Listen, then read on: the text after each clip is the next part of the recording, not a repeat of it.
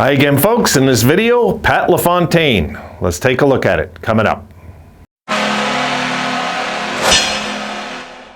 Okay, shout out goes to Maz. We're going to do a video on Lafontaine's career and look at some of the numbers that some of the amazing numbers this guy did in Buffalo. And for those of you that are too young and didn't see Pat Lafontaine and loved Danny Briere, think of Danny Briere, except 2.5 times the impact. And that pretty much describes Pat Lafontaine, because Lafontaine was a special talent. My God. And it blows me away that Sylvain Turgeon got drafted before him and Brian Lawton. But hey, look. Okay, let's look at his profile. There it is, and you'll notice, okay, in that I on purpose left that year in Verdun because I was a fan of that team and I watched that team and I got to see that team. And I didn't get to see the game live where they beat Shawinigan. I believe it was in Game 6 of the QM-JHL Finals that year, and Lafontaine did score the goal in overtime. I do remember that much in Game 6. And I believe it was early in overtime, but that is just a faint memory, guys. We're talking all the way back in '83. So, as you can see, he's 56 years old now. He weighs 5'10", 180 pounds. That's about what he was. And I wanted to put that year there. Take a look at the numbers. Look at the insane numbers, okay? 70 games played, 104 goals, 130 assists for 234 points. They don't have the plus minus, as you know, but the games played in the playoffs, 15 games played, 11 goals, 24 assists for 35 points. And that was how Pat Lafontaine became an NHLer. That was his last moments, basically. I mean, he did spend some time elsewhere, of course, as we know, but his last big, the last big crazy thing this guy did was just incredible numbers. But anyway, the reason I wanted to bring this up that year is you might have heard who we beat out that year in the scoring title was a guy named Mario Lemieux, just for the record. Okay, we're going to go on to the career numbers. And let me open and we're good to go. All right, here we go. All right, folks, we will look at the numbers, and they're nothing but impressive.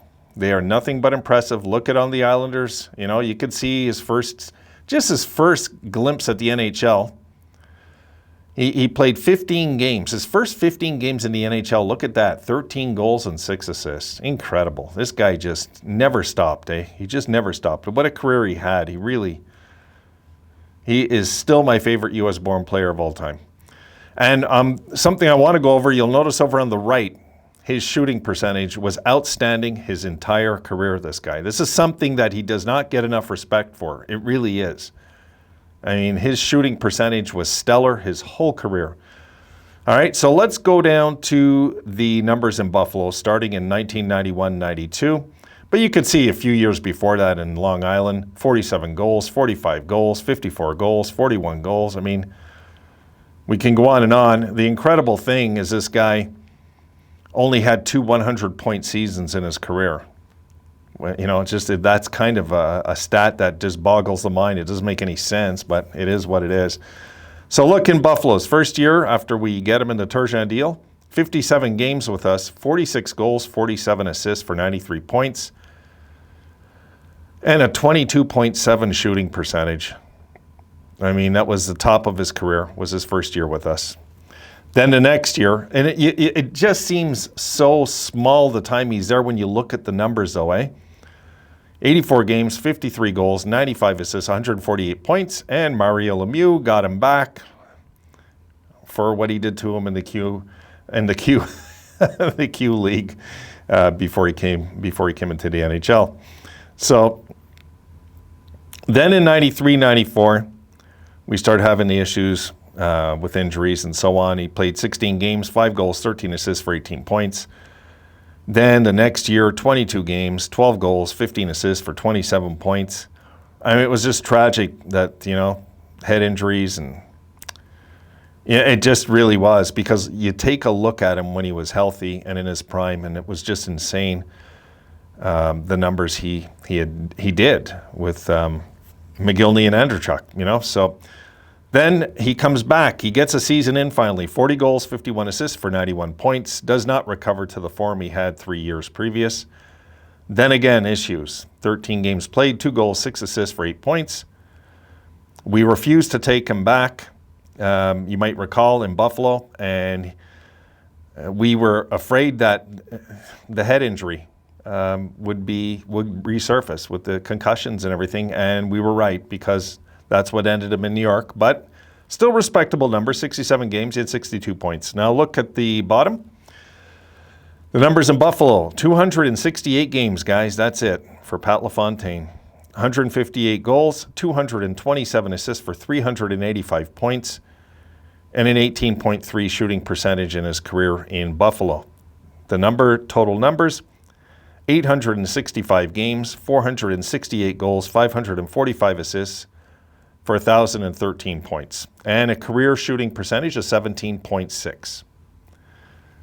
And the shooting percentage should be something anybody talks about Pat Lafontaine should be discussed, because that is just an amazing shooting percentage even back in the day, guys. That is an amazing number. It really is. All right, let's look at the playoffs. Okay, there you go there. You see, 6 years with the Islanders. He played 50 games, 14 goals, 22 assists for 36 points. And with the Sabres, 19 playoff games. But look at the impressive numbers, 12 goals, 15 assists, and 27 points. Take a look at 91-92. 7 games, 8 goals, 3 assists in that series. And then the next season, in the 7 games, 2 goals, 10 assists for 12 points in that one. So, I mean, we can go on and on about Lafontaine, just how great he was. And again, a very steady 17.8 shooting percentage with Buffalo, 23.5% shooting percentage for his career in the playoffs. So, looking at these numbers, it's hard to say that this is, for me, not one of the greatest players ever, really. Because what if he would have stayed healthy, We're talking 650 goals if he stays healthy, I believe. And some people will say he shouldn't have his number retired in Buffalo. I think he should. He's one of the greatest Buffalo Sabres we've ever had. And that really is just my opinion, but we can talk about other players all we want. I mean, this was one special talent that brought me so many memories, guys. I know it was a very short time, and I get we didn't have any playoff success with Lafontaine, but the memories for me are very clear and intact. They really are, And I found a clip I want to show you guys, okay? So I'm going to show you. That's going to be the last clip, and I'll close out this video. Okay, there you see it.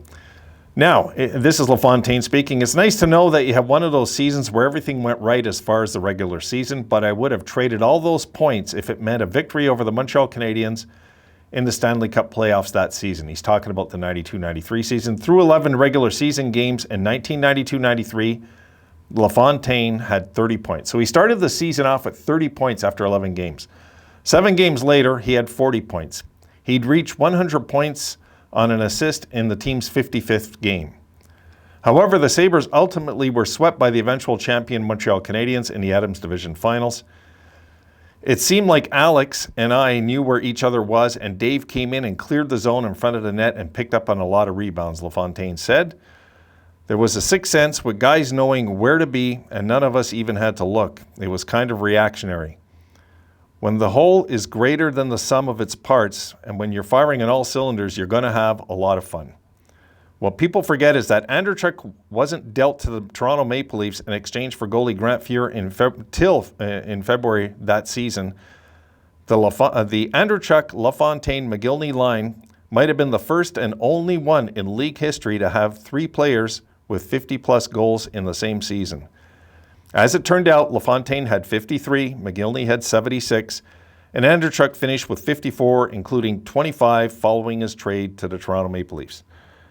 We would have been the first line in the history of hockey to do that, Lafontaine said.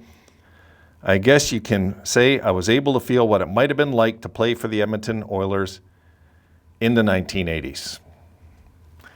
That says a lot about how special that team was in 93. And if I'm going to talk about the Lafontaine era, Maz, we've got to talk a lot about 1993 because that was the pinnacle of the Lafontaine era. And, Lemieux was just so great. And when he came back, there was no doubt in my mind he was going to catch Lafontaine. I looked at the games left, I remember, and I said, Lemieux's going to catch him. And he did. And he blew past him. My God, I forget by how many points. But, when you're the only guy in the league better than you at the time was Mario Lemieux, he hit quite a pinnacle in the league in his career. And Lafontaine's one of those jerseys I still got to get, guys. It's a jersey missing in my collection. I do plan to get. Absolutely, without a doubt, I am going to get a Lafontaine jersey eventually, without a doubt. And it's kind of woke up that idea eventually. I got to get that jersey because it does bug me I don't have one. There's certain players I must have in my collection, and that's definitely one of them because he is going to always go down as one of the greatest Buffalo Sabres in history, regardless if he played under 250 games or not, because he was that good.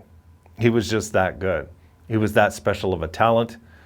It was a fun time. And Maz, if I'm going to put it in a nutshell, it was a frustrating time because we had all this talent and we couldn't advance in the playoffs. I mean, we had the Mayday goal and that was it. That was it. We got through one first round in that era. And it was frustrating as hell. It really was, because we had a team I thought that could win the Stanley Cup with the right timing. And let's not forget, we had this guy named Dominic Hasek, that just came on the team, and we didn't know what we had yet. So we were close. And I often wonder, what would have happened if we only went with Hasek in that playoffs? I often wonder. It's one of those things that rolls in my head. No regrets.